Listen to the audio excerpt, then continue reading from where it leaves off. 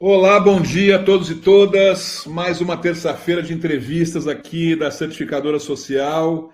É um prazer estar aqui com você. Quem está me assistindo ao vivo, que está nos assistindo ao vivo, peço então que vocês, como sempre, possam no chat dizer de que cidade que vocês estão falando. Sempre é um prazer poder ver as cidades de onde vocês vêm. Peço também para quem está me vendo, quem está nos vendo gravado, né? Essa sessão ela está gravada no nosso canal, na Certificadora Social, no canal no YouTube, então lá junto com várias outras entrevistas. E hoje eu estou aqui com o mais jovem entrevistado por enquanto, eu nem sei a idade do Gabriel, mas ele tem cara de ser o mais jovem dos entrevistados por enquanto, o Gabriel do Politize. Bem-vindo, Gabriel, como que você está? Obrigado, Marcelão. Uma honra estar aqui com você aí, que é uma referência para o nosso campo. Estou ótimo e feliz aí com esse bate-papo. Maravilha, Gabriel. Olha, o papo hoje vai ser jovem, pelo fato do que a gente tem para falar, não só pelo Gabriel em si, mas pela temática do que é o politismo. Vou perguntar, a primeira pergunta que eu vou fazer para ele justamente é sobre essa organização que ele representa aqui, para quem ela atua, e como sempre, o que a gente vai começar pela própria organização, né? Ou seja, o que ela significa, o que ela faz, qual é a causa. Mas na sequência eu já queria saber um pouco sobre o próprio Gabriel, como é que ele chegou até aqui. Então, Gabriel, me conta um pouco justamente sobre Politize, o que é, quanto tempo tem, o que faz, me conta um pouco para as pessoas que provavelmente não conhecem a organização. Com certeza, a melhor forma é olhando para a nossa camiseta maravilhosa aqui, que diz educação política acessível, gratuita e plural. Então, Legal. A nossa bandeira é justamente promover uma cultura política democrática no nosso país, tendo a educação política como a principal ferramenta, o principal instrumento, e esperando que essa cultura política mais sólida leve as pessoas a participar mais. E nesse conjunto, então, a gente juntos, né, como sociedade, todos os atores, defendendo a democracia como um regime que não só vai nos nortear, né, enquanto nação, mas com uma série de princípios que a gente pode aplicar no dia a dia e que torna a vida em sociedade mais legal, mais justa. Então, a Politize, ela nasce com esse ideal lá em 2015 e inspirada pelas manifestações de 2013. Então, 2 anos depois de todo aquele movimento que aconteceu, a gente, de fato, se torna uma organização da sociedade civil, com o CNPJ, e começa a trabalhar, de fato, né, num caráter ainda de ideia, né, meio que de sonho, não entendendo muito bem o que viria a ser uma organização do terceiro setor. E, bom, com o tempo a gente foi aí se desenvolvendo bastante. De forma muito resumida, a gente atua em 4 eixos de ação. O primeiro deles, que foi como a gente começou, é com produção de conteúdo em larga escala na internet. Então, todos os tipos de conteúdo em formato de texto, infográfico, podcast, vídeos, a gente foi evoluindo pouco a pouco e hoje temos uma audiência considerável aí na internet, contribuindo com a democratização do acesso ao conhecimento político. O segundo eixo de ação, que veio lá em 2018, depois de um tempo apenas na internet, a gente começa a formar lideranças jovens, entendendo que apenas a internet não seria o suficiente. Então, a gente precisava criar programas de formação um pouco mais profundos para desenvolver competências cidadãs nas pessoas, com foco, sobretudo, na resolução de problemas públicos. A Politize trabalha com um conceito de cidadania atrelado a resolver algo concreto na sua comunidade. Então, para ser de fato cidadão, você tem que estar colocando a mão na massa e resolvendo algum problema que te incomoda. Então, isso nasce lá em 2018, 3 anos depois da fundação da instituição. Em 2019 para 20, a gente cria nosso terceiro eixo, que é a atuação em escolas. Desde o início da organização, a gente sonhava com isso, mas não tínhamos ainda os aparatos, os instrumentos, o conhecimento e também não tínhamos recurso suficiente. Mas fomos observando o sistema, né, e todas as articulações, atores, e em algum momento a gente viu ali uma janela de oportunidade para entrar na sala de aula por meio de parcerias com o novo ensino médio, as escolas integrais, olhando para os estados como um ator, né, parceiro estratégico para a gente poder formar docentes e esses docentes levarem, então, conteúdo pedagógico para a sala de aula. Então, essa frente de ação surge em meados de 19, 20 ela vai se consolidando, 21 ela deslancha. E, por fim, a última frente de ação que nós temos é a frente de campanhas. Então, quando a gente tem um ano eleitoral, como agora, nós criamos o que a gente chama de marketing de guerrilha, uma grande mensagem, uma grande narrativa, para a gente bater na tecla, muitas vezes, de modo que a gente consiga entrar na mente das pessoas com mensagens que a gente considera positivas, como vamos votar, vamos se preparar para exercer esse voto, vamos compreender quem são as pessoas que estão sendo eleitas para a gente poder escolher direito. Então, tem toda uma articulação aqui interna no time de comunicação para fazer com que essas mensagens cheguem até muitas pessoas. A gente também já executou campanhas no Dia Internacional da Democracia e também no Dia do Diálogo. Então, essa inteligência, né, essa frente de campanhas também existe por aqui. Então, em síntese, a Politize atua aí nessas 4 frentes de ação. Muito bom, Gabriel. Eu aprendi muito já nesse resumo, que eu conhecia, acho que menos de um quarto das coisas que vocês faziam. Eu sabia muito fortemente essa questão do conteúdo, né, na internet, que é muito, muito prazeroso assistir. Inclusive, às vezes eu dou umas assistidas. Ontem mesmo, antes de eu saber o que ia falar contigo, eu tive o que tem de coisas aqui que eu poderia assistir, mas não sabia das outras frentes das escolas, das campanhas. Agora, uma coisa que eu ia te perguntar... E como que, em geral, qual que é a principal forma de vocês financiarem essa operação toda? É por esses eixos? Existe uma... Qual é essa estrutura que você tem de financiamento para essa operação? Olha, a gente tenta diversificar ao máximo aí, né? Seguindo as boas práticas aí de quem nos ensina a captação, mas é um desafio, sim. Eu diria para vocês aí que estão nos acompanhando que, historicamente, a maior parte dos nossos recursos veio ou de uma articulação mais direta, assim, de bater na porta, tentar apresentar o nosso trabalho para alguma pessoa que estivesse representando, digamos, a responsabilidade social corporativa de uma determinada empresa ou instituto empresarial, ou por meio de editais, né, públicos, no sentido não de dinheiro público, de recurso público, mas públicos que as organizações preparam toda uma estrutura, um conjunto de critérios e publicam, né, nos seus sites, nas suas mídias sociais, e as organizações que cumprem os critérios podem se inscrever. Então, esses foram as duas táticas, estratégias mais comuns aí da nossa história. Também já diversificamos, né, numa lógica de fazer financiamento coletivo. A própria Politize nasce dessa forma, né? A nossa primeira captação foi com um financiamento coletivo que está online até hoje, lá no site do catarse.me/Politize. Vocês conseguem ver o vídeo inicial que a gente fez para tentar chamar atenção para o tema e conseguir o capital inicial para a instituição. Já fizemos financiamento coletivo outras vezes na história. Também doação de pessoa física representa um percentual muito pequeno da nossa estrutura, infelizmente. A gente ainda não conseguiu emplacar esse tipo de captação com volume, mas tem algum recurso lá, então, assim, também temos que reconhecer isso. Já ganhamos muitas premiações, algumas trazem mais reconhecimento, visibilidade, outras, além disso, trazem também recursos, né, capital para a instituição, então também é uma forma muito comum. E, recentemente, a gente vem explorando mais, Marcelo, a prestação de serviços. Assim, acho que até por conhecimento nosso lá no início, a gente não entendia muito bem essa estratégia de geração de renda própria, o GRP, não entendia se a gente podia emitir nota fiscal ou não, e aí a gente foi começando a estudar um pouco mais isso, e com o tempo a gente entende, não, temos um papel aqui, desde que listado em nosso objeto social, adequado aos nossos quinais e tudo mais, que a gente pode também ofertar a nossa inteligência de alguma forma para instituições que queiram nos contratar. Então, a gente também vem flertando com esse universo. E, por fim, eu destacaria também um estudo muito frequente nosso agora para compreender o universo de emendas parlamentares, recursos públicos, toda a questão envolvendo o marco regulatório das OSCs. Então, assim, é um universo que a gente explorou pouco ainda e vem estudando para tentar se habilitar.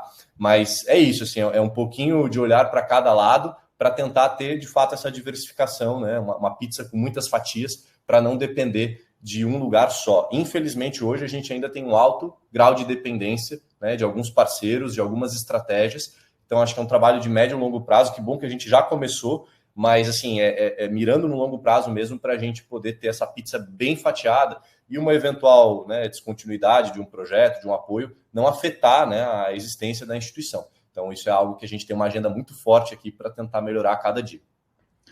Muito bom, muito legal. A ideia de diversificação, quando você já começa a resposta com diversificação, eu já fico animado, já fico feliz, porque é a boa resposta a ser dada, né? E é uma pena que ainda não existe essa possibilidade de um número maior de indivíduos doando, mas não é uma questão, não é um problema especificamente de vocês e de muitíssimas organizações no Brasil. É uma pena que ainda não cheguemos nessa situação de a gente poder demonstrar cidadania a partir da nossa contribuição social, né? E no caso de vocês especialmente, eu vejo que é mais difícil ainda porque não só o público que vocês atingem é eminentemente jovem, mas também todo o voluntariado. o pouco que eu conheci de vocês, eu via que era uma coisa muito articulada de jovens para jovens, os vídeos feitos com jovens, muito voluntariado articulando nisso, imagino que também nas escolas. E, evidentemente, também os jovens não são aqueles que têm uma boa quantidade de dinheiro para poder fazer doações. Mas eu queria que você me contasse que eles sim têm uma boa capacidade e quantidade de tempo para fazer doações, né? O tempo voluntário deles. Como é que vocês articulam essa questão do voluntariado jovem, Gabriel? Conta um pouco para nós. Legal, muito show a pergunta, porque foi justamente esse ponto de inflexão que a gente teve em 2018, quando a gente começa o programa Embaixadores Politize.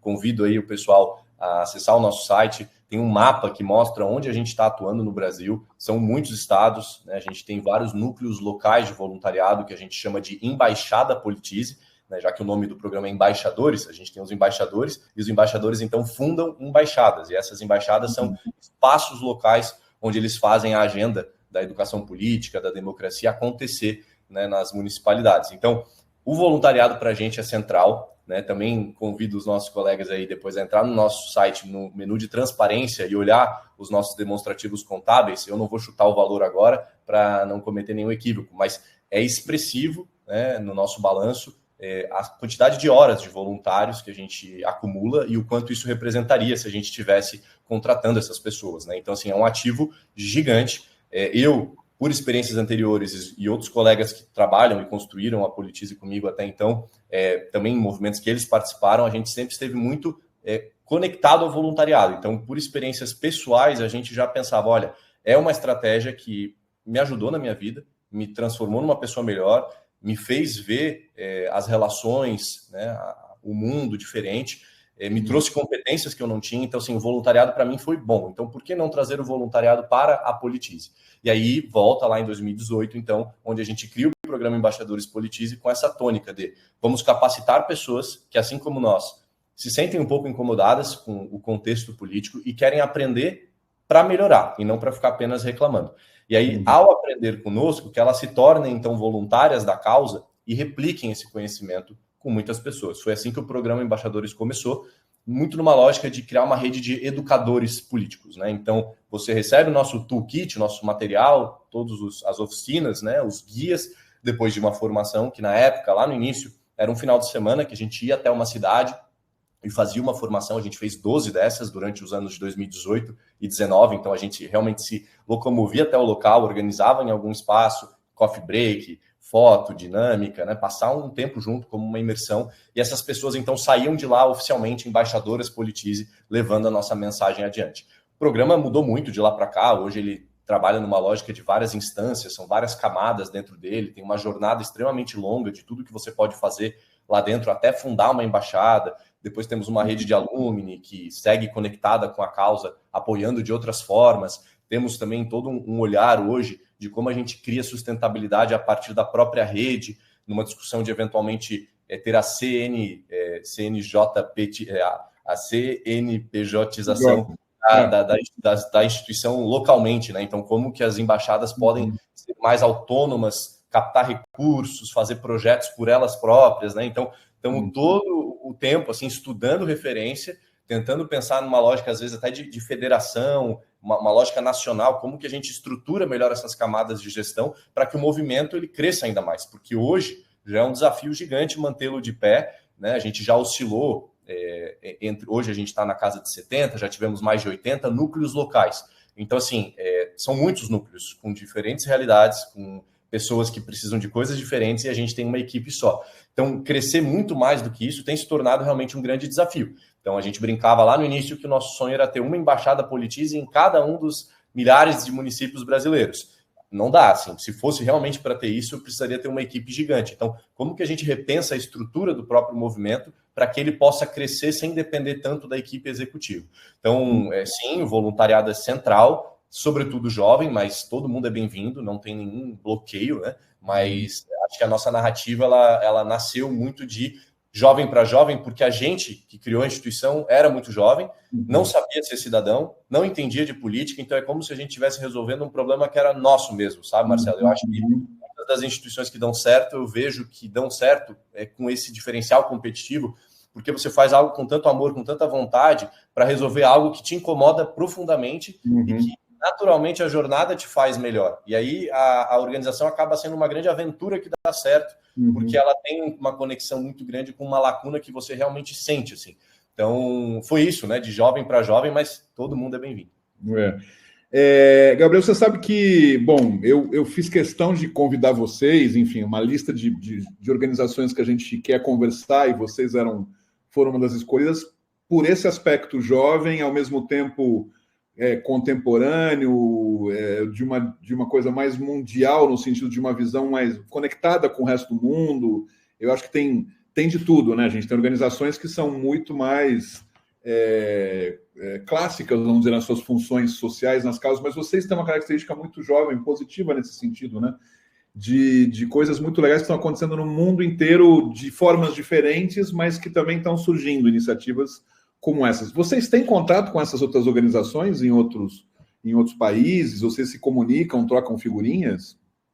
Sem dúvida, acho que um dos nossos princípios inegociáveis aqui dentro, a gente trabalha numa lógica de cultura organizacional, de ter um conjunto básico, missão, visão, valores, e a partir desses valores a gente deriva uma série de princípios mais práticos para a gente observar no dia a dia e fazer acontecer. E o primeiro deles buscamos fundamentos sólidos em todas as nossas ações, ou seja, para a gente fazer algo, a gente tem que estar com base em ciência, base em dados, base em benchmarking, ou seja, falando com outras organizações que fazem um trabalho similar ao nosso e que nos inspiram.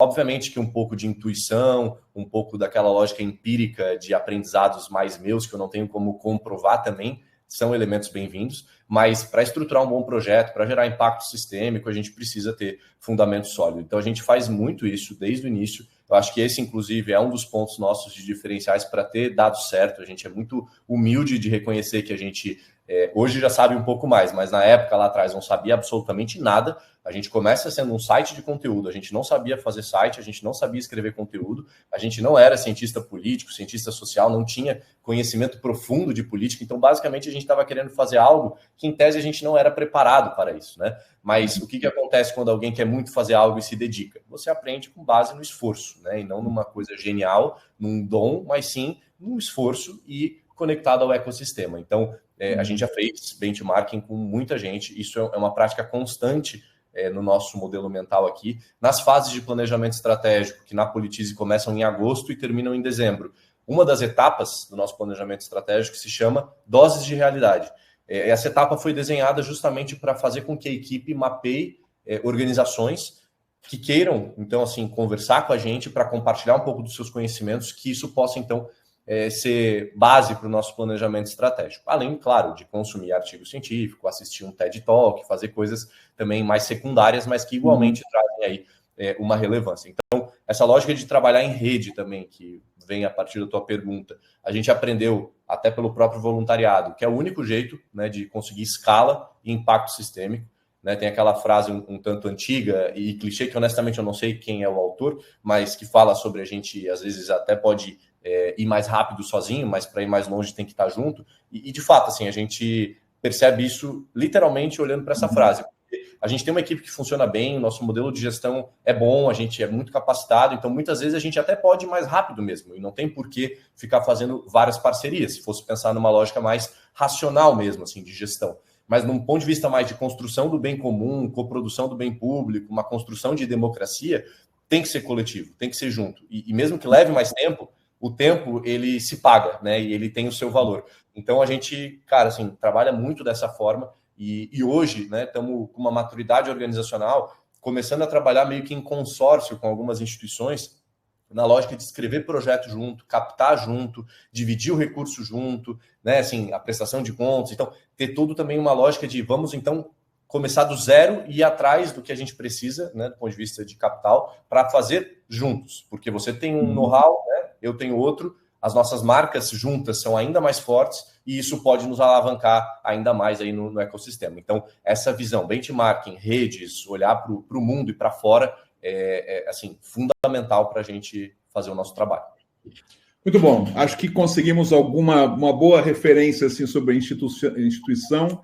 E agora eu queria entrar um pouco na sua vida, porque acho que é importante também a gente fazer essas conexões. Você é um dos fundadores, você chegou depois, Gabriel, como é que foi isso? Muito bom, Marcelo. Acho que isso é um ponto legal também para compartilhar assim, a minha vivência, porque eu Eu entendo que quando pessoas têm boas ideias e elas precisam fazer com que essas ideias aconteçam, elas precisam encontrar boas pessoas. E o Diego Calegari é a pessoa que teve a ideia, né, da Politize, então é um ser humano com o qual eu tenho uma relação eterna e sou extremamente grato, porque eu lembro do dia em que um amigo em comum, né, nos colocou em contato e disse, olha, Diego, talvez o Gabriel possa ter aí um ímpeto empreendedor, alguma coisa para contribuir com essa tua ideia, com essa tua jornada, então conversem. E isso foi em abril de 2015. Então o Diego já tinha tido essa ideia lá em 2013, incomodado com as manifestações, com todo esse processo que eu citei anteriormente. O Diego ele tinha um protagonismo muito grande no movimento Empresa Júnior, né, das empresas júniores que tem em várias universidades no Brasil e no mundo. Ele chegou a ser presidente do movimento no Brasil e ele participava na época do Conjuve, que era um conselho voltado para a juventude, e aí ele começou a ter contato mais com a política e entender essa política mais nua e crua, realpolitik, aquela questão mais institucional. E aí ele também começou a se entender como uma pessoa que, poxa, preciso entender mais sobre política, né? Talvez não tenha sido preparado para estar num espaço como esse, né? Como que a gente, de fato, então, busca esse conhecimento para transformar as estruturas da sociedade, os interesses na época que ele tinha em relação ao movimento Empresa Júnior, a partir da política. Então, essa vivência dele, muito pessoal, né, somada ao que aconteceu em 2013, ele também, na época, um jovem vendo tudo aquilo, né? Fez com que ele tivesse, então, esse ímpeto de ter uma grande pergunta de pesquisa que era, bom, por que a partir das manifestações de 2013, poucas coisas realmente mudaram do ponto de vista estrutural no nosso país? A gente ainda continuava com uma grande polarização, violência política, tanto física quanto verbal, intolerância, dificuldade de entender seus direitos, seus deveres. Então, toda uma lacuna nesse ecossistema que, embora as manifestações de 2013 tenham trazido algumas conquistas relevantes nos determinados territórios que tinham pautas, como questão de passagem de ônibus, por exemplo, estruturalmente a gente ainda tinha essa dor muito clara. Então, o Diego teve a habilidade de olhar para isso com um senso crítico muito apurado e foi justamente fazer o que a gente estava conversando na outra pergunta, conversar com muita gente para fazer esse benchmarking de falar, olha, não é possível que algo assim já não exista. Então, vamos conversar com muita gente para poder levantar o que o campo já faz no sentido de fortalecimento democrático a partir de uma educação política. E a grande conclusão dele, para sintetizar, foi que realmente havia ainda um espaço a ser ocupado, e daí então vem a ideia, né, magnífica que ele teve de criar, a princípio, né, um portal de educação política para ensinar as pessoas sem vieses político-partidários, sem a intenção de dizer o que é certo ou errado para o Marcelo, mas que o Marcelo pudesse encontrar um conteúdo didático, leve, tranquilo de entender, fácil, porque política, historicamente, é muito vinculada, né, nos seus juridiquês, politiquês, aquela coisa que a gente lê e não entende o que está lendo. Então, esse foi o DNA, essa foi a essência que veio lá na cabeça, né, do Diego. E, na época, o Diego atuava no governo. Ele já estava como gestor público, então a Politize, ela nasce, né, como um side job, digamos assim, uma oportunidade, uma coisa de vamos ver se dá certo, mas o Diego tinha uma carreira já ali sendo construída. E aí, quando esse nosso amigo em comum nos coloca em contato, Marcelo, isso era em 2015, e eu tinha recém voltado de uma experiência de morar na Alemanha, na Rússia, ter tido aí andanças, estava até comentando contigo que tive a oportunidade de conhecer aí o teu território, Barcelona. Foi nessa época, quando eu volto, eu estava terminando de fundar uma instituição chamada Associação Brasileira de Câncer de Cabeça e Pescoço, a CBG Brasil, que foi o meu primeiro ímpeto empreendedor, porque a minha mãe teve um câncer de laringe, perdeu a voz, foi uma coisa muito agressiva na minha vida. E como eu fiz administração pública na universidade, eu aprendi um pouco sobre terceiro setor, empreendedorismo social, estado de bem-estar social, então eu estava já um pouco imerso naquele universo. Tive a oportunidade de fazer um estágio numa organização da sociedade civil chamada Instituto Comunitário Grande Florianópolis, o ICOM. É uma fundação comunitária muito conhecida aqui na nossa região. Então, assim, eu fui muito feliz em poder ter feito esse estágio lá em 2012, porque o meu curso de graduação, esse estágio no ICOM, alguns programas de voluntariado que eu participei depois, como o Movimento Choice da Artemísia, o Guerreiro Sem Armas do Instituto Elos, foram me dando muita bagagem para entender que eu queria estar nesse espaço. E somado a isso, tendo o câncer da minha mãe, eu fui vendo essa oportunidade de me tornar um empreendedor social e fundar essa instituição. Então, veja, eu estava concluindo, né, um processo de colocar uma instituição de pé, quando o Diego me procura e fala, cara, eu tenho essa ideia aqui, a gente fez a nossa primeira reunião, Marcelo, no laboratório de informática da Universidade do Estado de Santa Catarina, que era onde eu estava me formando, e que depois fiz mestrado, doutorado, lecionei como professor substituto, então tenho toda uma trajetória lá. No laboratório de computadores, onde a gente usa os softwares, faz pesquisa, o Diego me encontrou, a gente se cumprimentou, ele me contou a ideia e ele falou, cara, quer somar comigo, quer me ajudar a construir essa ideia? E eu falei, cara, bora, entendeu? Assim, foi no momento em que o sonho dele meio que morre e renasce de uma forma coletiva, e então eu tenho a grata oportunidade de começar a cofundar, digamos assim, a instituição com ele, porque naquela ocasião ele tinha um capital inicial que ele movimentou via financiamento coletivo, uma ideia de conceito do que viria a ser então a instituição, e vontade, então, de construir esse portal. Mas a gente ainda não tinha nada para além do estatuto social, né, de um CNPJ e, claro, um capital inicial assim, muito relevante para a gente começar. Então, ali vem eu, Diego, logo em seguida ali a Michele, que foi a nossa primeira designer, e o Bruno, que foi o nosso primeiro conteudista, né? Então, a Michele do design mesmo, da UFSC, aqui, a Universidade Federal, e o Bruno da Relações Internacionais. O Diego é administrador de formação, mestre em administração, e eu também administrador público, e depois segui para o mestrado e doutorado na mesma área. Então, essa foi a equipe inicial, essas 4 pessoas fizeram com que a Politize, lá em 2015, realmente deslanchasse a partir de uma ideia do eterno e saudoso querido Diego Calegari, lá de 2013. Então, em síntese, é assim que acontece, é ali que eu me encontro com ele e a gente toca a ficha nessa história toda. É muito legal, porque essa síntese me explicou muitas coisas também. Eu não sabia concretamente da origem, conheço o Diego, evidentemente, mas não sabia do teu envolvimento com o ICOM. Tem várias perguntas que eu quero fazer a partir daí, inclusive, porque eu vou fugir um pouco à regra dessas entrevistas, que costumam ser mais focadas na história das pessoas, mas como a sua história é curta, que você é mais novo, vai dar tempo. Mas é porque interessante, porque nessa curta história sua, você fez muitas coisas, Gabriel, e eu fiquei realmente curioso por elas. Antes de entrar nesse assunto dessa tua vida acadêmica aí, que você contou muito rapidamente, o próprio processo seu no ICOM, essa tua viagem internacional que pelo visto fez um efeito, a sua criação, estou entendendo que a associação, essa que teve envolvimento em função do assunto do câncer da sua mãe, ela continua existindo? Ela deixou de existir? Como é também? Existe, estou muito contente aí com esse ímpeto que eu tive lá atrás, porque até hoje está de pé. Então, assim, veja, a CBG Brasil e a Politize, do ponto de vista de CNPJ na Receita Federal, foram fundadas no mesmo ano e no mesmo mês, em janeiro. Então, assim, o Diego estava movimentando ali o Estatuto Social e o CNPJ da Politize, e eu ainda não conhecia ele, porque isso foi em janeiro, fui conhecer ele em abril, e eu estava movimentando a questão toda da CBG Brasil também.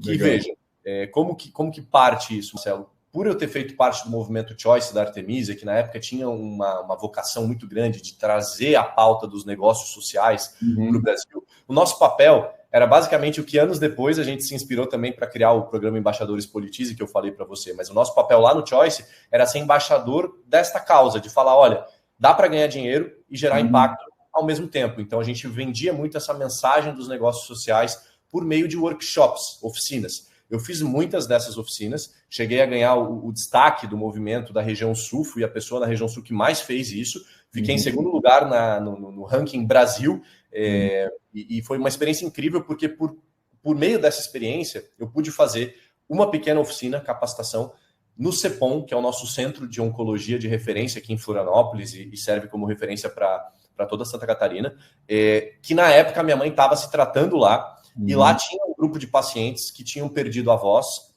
entre outros cânceres também, porque a minha mãe teve um câncer de laringe, mas quando a gente fala de câncer de cabeça e pescoço, a gente tem câncer de língua, de nariz, de mandíbula, nos olhos. Então, são vários cânceres nessa região aqui, com exceção do cérebro. Então, havia um grupo de pacientes e eu pensava, por que não pegar esse grupo de pacientes, que naquela época servia sobretudo para se encontrar, trocar ideias, ter palestras sobre nutrição, saúde mental, ter um cafezinho, mas era aquilo, não tinha uma formalização, não tinha projetos para além disso. E eu olhava para aquilo e falava, olha, vamos fazer algo maior a partir disso? Então, vamos fundar algo que na minha época, na minha cabeça, na época, podia ser um negócio social, né, uma empresa, mas depois eu fui entendendo, não, acho que isso está com mais cara de associação, né, terceiro setor, OSC, né?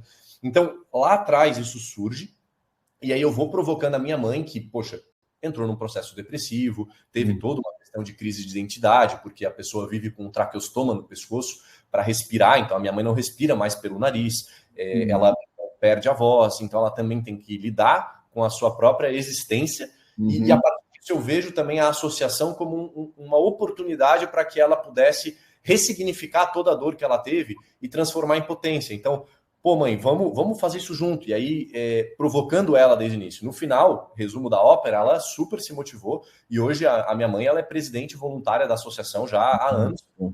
E construindo a associação, fazendo advocacy, incidência em política pública, diariamente há 9 anos. Então, sim, a associação existe. Tem uma sede maravilhosa aqui em Florianópolis. Tem uma equipe contratada atuando. Ainda não é certificada, né, no selo do ar, mas seremos em breve. Então, eu digo assim que o Diego, lá da Politize, veio, né, me trazer uma elevação ainda mais nessa minha carreira empreendedora que já estava começando por outra razão. Então, no fim, eu falei, vou me jogar de corpo e alma nessa história de ser empreendedor social e fazer acontecer, porque eu já estou fazendo embora seja na oncologia, tem uma pegada diferente, o campo, né, assim, as necessidades, a estruturação de uma instituição, equipe, finanças, contabilidade, captação, é muito similar. Então, assim, bora lá. Então, os meus chamados, Marcelo, vieram da vida e não de mim mesmo. Assim, as pessoas às vezes perguntam, o teu propósito, o teu sonho. Cara, assim, se eu pudesse voltar atrás, é óbvio que eu não teria escolhido o processo do câncer da minha mãe. Preferiria que a minha mãe não tivesse tido isso. Claro. Ela teve e a gente transformou isso em algo bom. O Diego eu conheci por um acaso, né? E aí a cidadania, a democracia, a política se tornaram, então, agendas na minha vida que eu não tinha pensado antes. Então, eu meio que estava nos lugares, digamos, certos e errados, né? Porque no caso do câncer é um lugar que a gente não queria estar, mas assim, eu estava lá e acho que eu pude, assim como a coruja, né? Pude olhar coisas que ninguém estava vendo à noite, virar meu pescoço 360 e ver oportunidades, né? E ao invés da escassez, enxergar ali a abundância. Então é isso que eu venho fazendo. Muito legal. Eu já queria fazer umas 2 outras sessões contigo de conversa aqui, mas vamos ter que encurtar ao máximo para poder dar tempo nessa hora. Temos ainda a metade da entrevista que eu queria aproveitar da seguinte forma. Eu puxei esse gancho, né, de fazer... Você fez um belo resumo aí de 9 anos atrás, né, a criação de 2 organizações simultaneamente. Você, dos 9 anos para cá, outras coisas que, inclusive, em paralelo você fez, a tua vida acadêmica. Essas viagens que você fez também me interessa saber um pouco mais sobre elas, mas eu queria te fazer uma pergunta para antes. Você disse agora que foi a vida que te levou a fazer essas coisas e não algo dentro de você, mas eu acho que pode ser que seja algo dentro de você. Acaba sendo uma mistura entre essas 2 coisas, né? Ou seja, um cara que tem a vontade de viajar por aí, vai parar na Choice da Artemisia, né? Ou seja, tem coisas também que você de alguma forma buscou, inevitavelmente. Me conta um pouco, como é que foi a tua infância? O que é? Você é de Florianópolis mesmo? Como é que era a tua vida? Como é que você estudava onde? Como é que era o que você lembra sobre a sua infância de algo como interessante para ser dito assim? Obrigado pela pergunta. Acho que é um presente a gente poder refletir um pouquinho sobre o passado. Acho que isso, né, também faz a gente celebrar e valorizar assim, onde a gente chegou. Né? Eu sou um filho único de uma mãe chamada Melissa, que é a minha paixão. Assim, acho que ela soube me amar de uma forma assim incondicional, onde esse amor criou um laço muito além da maternidade, filho, e a gente é amigo, assim, sobretudo uma amizade muito forte. Acho que também o fato do câncer depois nos aproximou ainda mais, mas a gente já era, né, muito ligado, assim. Eu tenho um pai que hoje eu tenho a felicidade de estar próximo e ter resgatado uma relação que, infelizmente, por muitos anos ficou de lado por questões da vida, que acho que tanto ele quanto eu aprendemos e pudemos, então, assim, recuperar isso que importa. Eu acho que na vida a gente sempre tem a segunda, terceira chance, isso é bom. Então, eu fico feliz por isso hoje, mas não tive uma presença paterna frequente, né, na minha vida em vários momentos importantes. Assim. De fato, foi a minha mãe, essa grande heroína, e esse clássico, né, conto brasileiro de muitas mães que lideram as famílias e tocam ficha em tudo, basicamente, sozinhas. Então, eu tive uma infância com uma conexão muito forte, né, com ela, e automaticamente também muito solitária, porque eu não tenho irmão, não tive a presença paterna, e a minha mãe, para dar conta do recado, tinha que trabalhar bastante. Então, eu passava muito tempo sozinho, em alguns momentos, né, com um pouco mais de recurso, a minha mãe pôde, né, ter o apoio de babás, mas eu me lembro, sim, de lidar com essa questão de solidão versus solitude desde muito criança. Assim. Eu acho que isso foi bom, por um lado, me trouxe um aprendizado, uma inteligência emocional, e também fez com que eu tivesse um entendimento de que eu preciso ser a minha melhor companhia, né? E que o amor mais bonito que tem é o amor próprio. Então, eu acho que eu consegui construir isso muito rápido e também perceber que o que eu quero conquistar, eu preciso batalhar, porque eu via minha mãe batalhando muito. Minha mãe é uma mulher branca que nasceu em Santa Catarina, tem lá os seus privilégios, né, numa lógica de olhar marcadores sociais, mas ainda assim é uma mulher que sofreu abuso de várias naturezas, que foi abandonada, que passou fome em uma determinada fase da sua vida. Na minha família, ninguém chegou à graduação antes de mim, eu fui a primeira pessoa que pisou numa universidade, pôde se formar, então, consequentemente, e até é triste dizer isso, mas fui a única pessoa que pôde sonhar com um mestrado, um doutorado, e hoje sou doutor com 31 anos. Então, assim, de alguma forma, eu tenho um emblema muito bonito em nome da minha família de poder alavancar algo que eles não puderam viver. Hoje, os meus primos, né, estão também conseguindo isso, né? Então, assim, a gente está conseguindo levar isso adiante, mas venho, sim, de uma história familiar, sobretudo ali materna, um tanto complicada. Eu, Marcelo, nunca passei nenhuma dificuldade, talvez a maior dificuldade que eu passei, de fato, foi emocional, com essa falta de companhia, de presença materna, e depois com o câncer que a minha mãe veio a ter, porque, de fato, foi onde eu me senti, assim, um tanto revoltado com a vida, um tanto depressivo. O câncer foi diagnosticado de 2010 para 11, 11 foi a cirurgia, e aí a gente, então, no mesmo momento em que eu estava entrando na graduação, que eu passei na universidade em 2010, para começar em 2011, eu estava extremamente cabisbaixo, triste, eu não estava feliz de ser um universitário, porque eu estava na iminência de talvez perder a coisa mais importante da minha vida, que é a minha mãe. Então, foi uma infância, assim, com múltiplos sentimentos, assim, com algumas mudanças de casa. Nasci em Florianópolis, na maternidade Carmela Dutra, e depois disso tive uma experiência de morar em São Paulo, logo que os meus pais se separaram, quando eu tinha 3 para 4 anos, né? Então, meu pai biológico esteve comigo ali naquele processo do nascimento até os meus 3, 4 anos, depois eles se separaram, então por isso, maior parte da minha vida eu não tive essa presença, como eu citei. Então a gente foi para São Paulo para minha mãe buscar mais oportunidades, tentar ganhar mais dinheiro. Eu lembro que eu era aquele, a gente chama de moleque de apartamento, porque vindo de Florianópolis, a minha mãe tinha realmente muito receio de São Paulo, eu não podia fazer muita coisa e sair, assim, eu realmente ficava muito sozinho também por isso, ia para a escola, jogava um futebol, voltava, e aí fui desenvolvendo toda essa questão da solitude ali e da inteligência emocional ao mesmo tempo. Depois a gente volta para Florianópolis, em um breve momento também moro por um tempo em Toledo, no Paraná, porque a minha mãe trabalhava numa cervejaria onde a sede era lá, e aí a gente morou um tempo lá, então tive algumas mudanças de escolas, mudanças de amigos, e aí tem que se reconectar, se reestabelecer. Então acho que isso também foi me ajudando a ver que a vida ela é um sopro e a gente está sempre em movimento, né? No fim eu faço um resgate da minha história muito feliz, assim, com as oportunidades que eu tive e com olhar para a situação e fazer o melhor que eu podia dela, assim, sabe?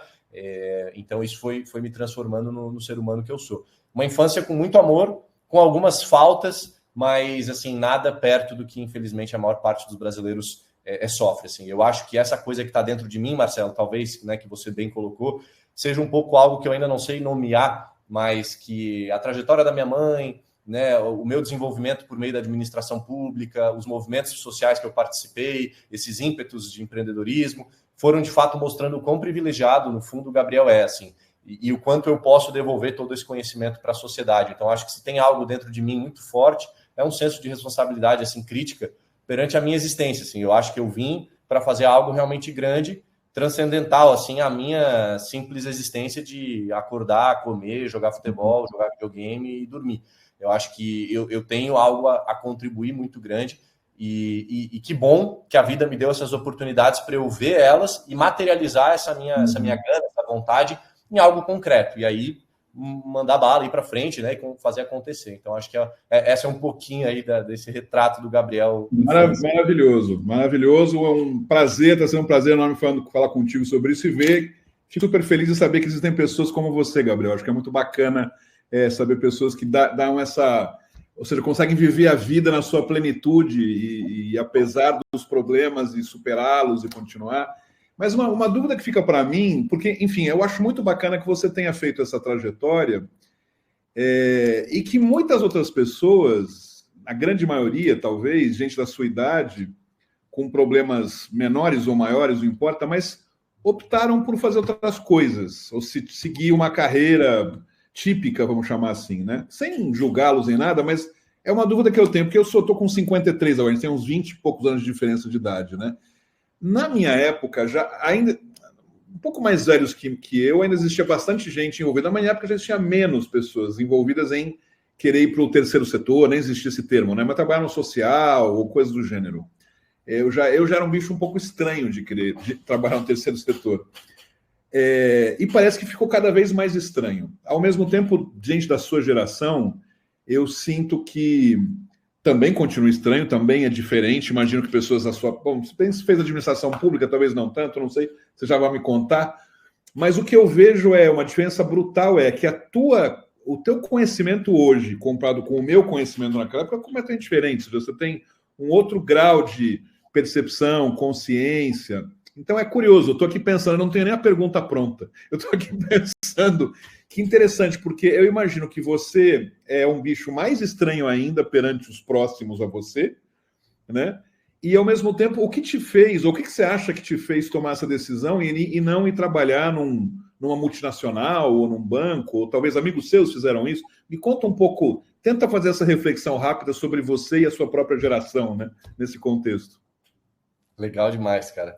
Isso toca num ponto muito sensível para mim, assim, que eu acho que quando eu fiz 30 anos, né, ano passado, esse ano eu fiz 31 já, e aí ano passado eu fiz uma festa e aquela coisa, eu reuni a galera e fala, pô, 30 anos, né, um marco importante, aí talvez 1/3 aí da minha vida, se eu chegar nos 90 com sorte. E, bom, aquela coisa que a galera fala, né, pensar em carreira, família, filhos, futuro e tal. E aí eu tentei fazer um pouco desse balanço, registrar minha história e me relembrar de algumas coisas, assim, né. E, cara, assim, eu não sei no que eu sou bom até hoje, assim. Eu tava tentando pensar, assim, o que eu sou bom, sabe? Quando as pessoas perguntam se tu é especialista em quê, assim, o que tu quer que a gente dê destaque naquela palavra central do teu currículo. E eu não sei, assim, de fato, assim, eu me sinto hoje um generalista, assim, um cara que faz, talvez, nota 7, 8, um monte de coisa, e talvez essa seja a minha grande potência, assim. E aí eu vinha numa crise, digamos, interna, assim, já de anos, de tentar encontrar esse caminho até para talvez afunilar mais a minha carreira, entender onde eu quero me especializar mais, onde eu posso operar numa potência ainda maior. E eu não encontrei essa resposta, e eu talvez venha descobrindo que a resposta é justamente isso, assim, talvez eu nasci para liderar, para organizar as coisas, para compreender um pouquinho de cada coisa, para ter essa resiliência de tomar porrada e não desistir fácil, porque eu não desisto. Então, talvez o meu arquétipo esteja caminhando para um lugar mais assim. E aí, quando eu olho para mim, para minha geração, e tentar responder o porquê eu sou assim, eu não sei, assim, eu costumo dizer, Marcelo, sem arrogância nenhuma, mas eu até brinco com, né, pessoas próximas, com pessoas que eu já pude dar aula, assim, cara, que eu olho no espelho todos os dias, antes de vir aqui ter essa conversa contigo, eu olho no espelho, eu me acho um cara muito foda, muito legal, muito bonito, muito interessante, porque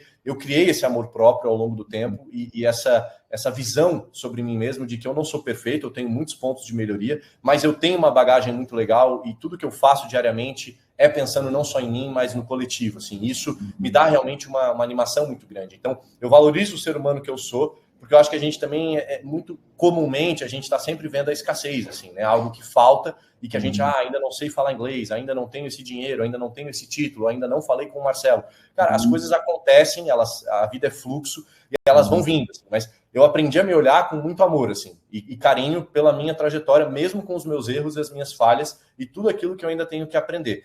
E ao fazer isso, eu começo a ter cada vez mais esse senso crítico, né, a partir da sociedade, e de entender, sim, que eu tenho uma responsabilidade cidadã, né, até por trabalhar com isso, de usar todo esse conhecimento, esse meu repertório, para coisas boas. Eu acho que é realmente um desperdício, né, eu ter aprendido tanta coisa, conhecido tanta coisa, viajado para tanto lugar e guardar isso para mim, né? Então, acho que da onde vem isso exatamente? Eu não sei, não foi uma aula na escola, não foi na universidade, não foi também nem a minha mãe me dizendo, filho, faça isso. Eu acho que é um conjunto de coisas, e eu concluo dizendo que também é um ponto que eu gosto muito de compartilhar. A gente tem uma visão, às vezes, distorcida do que é o ser o empreendedor, seja social ou numa lógica mais business, né? Como alguém genial, que tem um dom, essa coisa, às vezes, muito de empreendedorismo de palco, né? Cara, eu acho que eu sou produto de muito esforço. Eu não sou extremamente inteligente em nada, meu QI não é elevado, já fiz os testes, eu não tenho uma técnica secreta que eu leio milhares de livros por semana ou que eu sou pós-graduado numa instituição renomada né, dos Estados Unidos. Eu simplesmente me esforço constantemente, disciplinadamente, a, pelo menos, 10 anos aí, que foi quando eu comecei a conhecer terceiro setor e empreendedorismo social, e acho que antes um pouco, talvez não profissionalmente, mas em outras aventuras, porque o esforço ele é muito presente na minha vida desde a escola.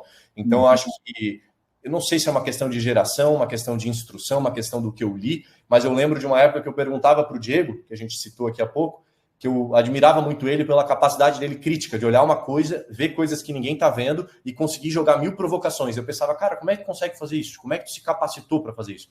Ele me dizia, Gabriel, assim, não sei, vivendo, tendo repertório, lendo livro, indo para viagem, sendo a pessoa que quando tiver uma pergunta para fazer na audiência, eu pergunto e não fico quieto, sendo a pessoa que a hora que está no networking, no evento, eu vou me colocar e dizer, oi, bom dia, podemos conversar e não ter vergonha. Então, eu acho que essa coisa de se colocar é muito também do que fez ser quem o Gabriel é hoje. Assim. Então, acho que é um pouco essa pincelada que eu daria. Tem uma frase, eu já disse isso para alguns lugares, eu não sei se já nessas entrevistas, mas uma frase que um professor falou para a classe, não foi para mim só, um professor de literatura, eu tinha 15, 16 anos, eu nunca mais esqueci. Eu nem sei se a frase que ele disse foi exatamente essa, mas ficou gravado assim na minha memória, eu costumo falar, porque eu acho que ela me vem muito, né, na memória, e leve ela para você se você achar que faz sentido. Ele falou, estava conversando sobre outras coisas, ele falou assim, olha, quando você se recusa a ser grande, você está roubando você da gente. Legal. Então, essa frase, para mim, é um chute, assim, sabe, de ânimo, de vontade de falar, claro, né? Ou seja, então, é uma forma muito boa de a gente lembrar que é isso, todo mundo tem capacidade e é grande, efetivamente, e se a gente esconde ser grande, né, se reduz, se minimiza, se escasseia, né? A gente está roubando, a gente está se deixando de se doar para o outro. Essa frase faz muito sentido nesse aspecto de, acho que tentando te ajudar um pouco na sua reflexão do porquê que eu faço, como é que eu faço, o que eu sirvo, o que eu não sirvo, faça dentro da sua potência, né? E a sua potência, para mim, por exemplo, seria muito insuficiente que eu fizesse somente o básico, para mim mesmo. Eu me sentiria muito insuficiente, muito infeliz de fazer só isso. Eu sinto uma necessidade de fazer mais do que o básico, do que pedem para mim ou do que eu deveria fazer. Então, essa frase ela me estimula sempre, assim. Então, leve ela para você, porque eu acho que vai te servir e te ajudar nesse sentido. Mas eu te pergunto, e falei um pouco dessa frase nesse sentido, por uma questão que eu acho que é interessante a gente voltar aí e já ir caminhando para o fim, né, Gabriel, nesse aspecto. Esses encontros que a gente realiza, as entrevistas, são muito para a gente entender por diversos ângulos, né, como é que se dá a gestão das organizações, como é que a gente pode explorar vários formatos, modelos, né? E passaram por aqui já algumas, faltam muitos mais para passar, mas já se passaram algumas iniciativas, conversas das mais diversas frentes. Como eu disse já no início, você é o gestor mais novo que passa por aqui, pelo menos por enquanto. E o que eu acho que o que tem de interessante é que não por ser mais novo é inferior, né? Muito pelo contrário, né? Ele é mais novo, mas você traz esse oxigênio, esse frescor, essa forma de entender o mundo aliando para mim, né? Eu estou fazendo uma leitura do que eu estou vendo nessa conversa contigo. Uma coisa muito bacana que é de misturar melhor essa coisa do pessoal com o profissional, que gente mais da minha geração, ou mais velhos até, separam radicalmente. Então, eu sou capaz de ficar 1 hora falando, a pessoa vai só falar da organização e eu não sei nada sobre a vida da pessoa, né? Então, é muito legal que também contigo essa coisa se mistura, eu acho muito bacana isso, essa mistura saudável do pessoal com o profissional, uma coisa anima a outra. Dito isso, eu enxergo em você mais do que um empreendedor, né? Eu acho que você tem uma capacidade, isso você vai perceber daqui a 1 ano. Parece uma maldição, né? Daqui a 1 ano você vai perceber. Eu digo 1 ano porque o ano vai completar 10 anos, né? Ou seja, você olhar para trás, depois de 10 anos de 2 organizações criadas, você vai ver o que você de fato é capaz de fazer. Porque não é só o que você fez há 10 anos atrás, né? O que você construiu nesse processo. Eu digo as duas porque, com certeza, né, também tem a outra organização que a sua mãe é presidente, enfim. Então, eu acho que você é um empreendedor independente de... você tem essa capacidade de criar algo. Isso, muitas vezes, outros gestores, que também têm seus méritos, mas eles são bons gestores de organizações que já existiam, ou melhoram o processo, enfim. Mas, da forma como você fala, quem sou eu para te dizer que você vai sair ou não do Politize? Eu não estou dizendo nada aqui. Mas, se sair, provavelmente pode ser para montar uma outra coisa bacana também. Talvez você vai, na sua vida, criar várias coisas bacanas. Você vai olhar para trás e todas elas são maravilhosas e continuam existindo, né? Então, não sei, eu acho que é um pouco o olhar que eu vejo. E acho que é um componente que a gente nunca sabe como medir em relação a bons gestores. A gente sempre fica imaginando que um gestor é um grande gerentão, né? Um gerentão que cuida daquilo para que aquela coisa funcione. Eu acho que o gestor ou o empreendedor ele também tem que ser um cara capaz de fazer algo nascer do zero, né? Gestar, né? Algo nesse sentido, esse tipo de gestor. Você me parece ser essa pessoa e queria que você comentasse um pouco sobre isso e já fazendo assim um fechamento da nossa, porque o nosso tempo aqui também vai, mas faz sentido um pouco isso? Você se vê um bom gestor que gesta? Eu acho que sim, eu acho que atrelado a isso também, eu vejo que eu sou uma pessoa que sabe assumir riscos, né? Tem coragem para tomar decisão, entendendo também que às vezes eu vou errar nessas decisões, então pode parecer algo pequeno, trivial, mas não é assim, tem diversos gestores, né? Pessoas profissionais que têm muita dificuldade com isso. Acho que eu consigo me sair bem no meio do contraditório, né? Ter jogo de cintura para conseguir pensar em respostas rápidas, mudar o curso da situação, da reunião, da negociação, a depender do que está acontecendo. Então, eu acho que tem muitas coisas aí socioemocionais, né, que fazem um empreendedor.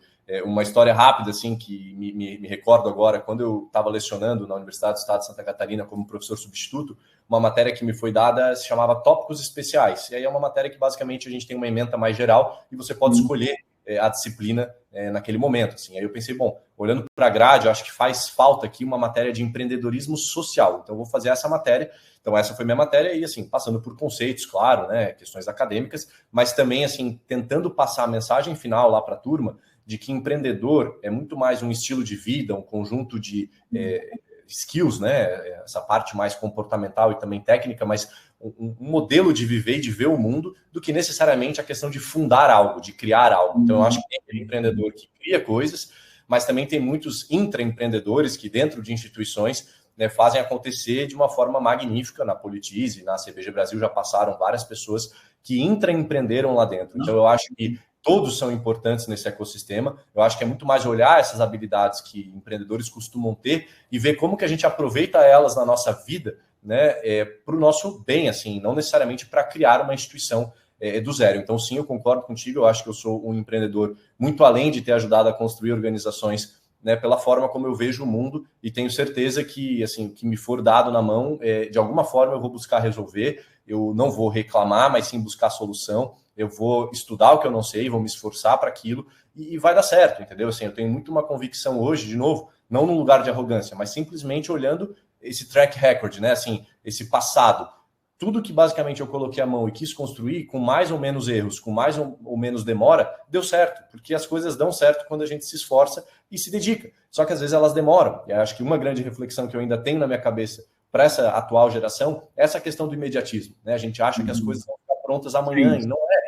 É um esforço assim muito constante para colher resultados no futuro. Então, Marcelo, como fechamento, assim, como reflexão final para contribuir aí para a audiência, eu queria dizer assim para os nossos colegas do campo, assim, a gente, somos vários heróis, heroínas em todos os papéis, cargos, não importa, porque atuar nesse campo é realmente uma escolha, sobretudo, né? Uma vontade de fazer algo muito além da nossa própria existência, que contribui demais para pessoas que a gente nunca, jamais vai conhecer e entender profundamente o impacto que a gente causou. Por mais que existam métodos de avaliação, é inviável a gente realmente entender tudo que a gente pôde plantar de semente positiva por aí. Então, assim, eu acordo todos os dias muito grato de ter escolhido esse caminho e espero que os colegas aqui também. Eu sigo à disposição para trocar, para fazer intercâmbios, para a gente aprender juntos, porque a gente precisa trabalhar num ecossistema e não num ego-sistema, onde às vezes, muitas vezes, né, a gente está buscando algo que a gente criou, que a gente quer que seja assim, com o nosso logotipo, com o nosso modo de ser, e não necessariamente esse é o melhor caminho. Acho que trabalhar mais em rede, conseguir aplicar métodos de gestão que já foram amplamente estudados em outros setores e que podem ser úteis para a gente, deve ser feito. Muitas instituições ainda falham justamente por carecer em gestão, em equipe executiva preparada, em governança, e isso, não pode continuar. A gente tem que advogar por um setor cada vez mais forte, e eu busco fazer isso também de uma forma informal, assim, né, numa lógica mais embaixador dessa grande causa, até pelo meu próprio curso de administração pública, que historicamente é um curso ainda muito visto para preparar gestores públicos, claro, mas muito numa ótica de vou fazer um concurso público e vou passar e vou muitas vezes ganhar bem. E não necessariamente, nossa, quero muito fazer este concurso porque eu amo este cargo, eu amo esta carreira e ganhar bem é uma consequência. Então, eu acho que tem um papel ainda da graduação, né, não só em administração pública, mas em outras, de conseguir mostrar mais o terceiro setor como carreira, o empreendedorismo social como possibilidade, os negócios sociais como possibilidade. Então, eu sigo também nessa bandeira aí, tentando contribuir para o campo, e te agradeço muito por me convidar, por me ouvir e me dar essa grata oportunidade aí numa terça-feira de manhã de poder resgatar um pouquinho da minha história. Gratidão total. Imagina, eu que agradeço, Gabriel. Só para fechar esse raciocínio do que você falou também, é verdade que eu, quando tinha a tua idade, ou um pouco menos, eu sei que eu falei fui muito etarista hoje, que falei várias idade, a comparação, mas eu acho que eu estou me sentindo velho hoje. Talvez seja isso. Mas tirando a brincadeira, perto da tua idade, eu lembro de ter comentado mais de uma vez com pessoas mais velhas que eu me sentia muito um cara de 100 metros rasos, assim, muito menos de maratona. E eu me sentia ruim por não ser um maratonista. Eu via que eu tinha uma excelente qualidade de ser um 100 metros rasos, conseguia fazer as coisas, e fazia realmente, eu era bom de fazer as coisas acontecerem, mas que depois eu tinha uma preguiça enorme de que elas se continuassem e tal. E é muito curioso, porque eu continuei achando isso por muito tempo, parei de pensar a respeito, e hoje eu olho para trás e vejo as maratonas que eu vivi e que estou vivendo. Então, aqueles sprints, na verdade, eram sprints dentro de uma maratona. E isso é um pouco um comentário para te dizer que eu acho que tem que se aproveitar essa idade e essa energia, essa capacidade, que eu já não tenho mais, mas na tua idade antes ou um pouco depois, existe essa energia do sprint, você conseguir criar do nada as coisas, e tem esse momento mágico, maravilhoso, de você olhar para trás, como eu te falei, isso já pode acontecer, ou daqui a um ano vai acontecer por 10 anos de olhar para trás, que você vê a maratona que é essa vida, e como tem uma quantidade muito maior. E fechando também esse ciclo, eu não lembro se foi... Eu não lembro, acho que foi o Bill Gates que falou isso, mas eu não tenho certeza. Talvez estou citando errado. Que ele falou que as pessoas têm são muito otimistas em definir suas metas anuais. Eu não sei se você já ouviu esse termo, essa frase dele. E eles infravalorizam as suas metas de 10 anos. Então eles acham que eles não podem fazer muita coisa em 10 anos, consideram uma coisa, né? E no anual eles são super otimistas, vai dar tudo certo, vou emagrecer 30 quilos, ou conseguir $1 milhão. Só que eles não conseguem visualizar o que é capaz de acontecer em 10 anos. Então eu tenho certeza, você já pode olhar para trás e já consegue enxergar a quantidade de coisas que você fez em 9, né? A vida como ela muda em 10 anos, né? Então isso para mim é um sentido de maratona. E é muito legal também você olhar para frente, você falou de um terço da vida, quantas outras maratonas de coisas novas, ou as mesmas, você poder olhar para frente e ver. Então, eu acho que foi uma excelente entrevista, te agradeço muito, Gabriel, foi uma conversa muito bacana mesmo, me fez pensar muito também sobre várias coisas.